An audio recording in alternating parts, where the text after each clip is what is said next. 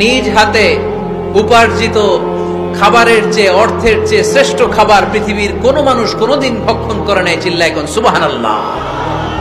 শ্রেষ্ঠতম খাবার, নিজ হাতে উপার্জিত খাবার, ঘাম ঝরিয়ে যে অর্থ উপার্জন করা হয়, যে ইনকাম করা হয়, এটা হালাল।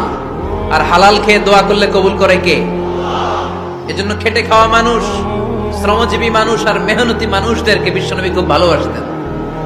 তারা বিশ্বনবীর বন্ধু আর বিশ্বনবী ছিল তাদের বন্ধু। সুবহানাল্লাহ পড়েন। এত ভালোবাসতেন বিশ্বনবী খেটে খাওয়ার মেহনতি মানুষদেরকে। সব সময় বিষ্ণু ইসলাম তাদের জন্য দোয়া করতেন। এজন্য যারা খেটে খায় তারা কপালওয়ালা, তারা মুস্তাজাবুদ দাওয়া। তারা কি? মুস্তাজাবুদ দাওয়া মানে এমন ব্যক্তি যে ব্যক্তি দোয়া করতে দেরি হয় কিন্তু দোয়া কবুল হতে দেরি হয় না। আপনারা এখানে ব্যবসা করেন কে কে? দেখি তো, হাত তুলেন তো। ব্যবসা,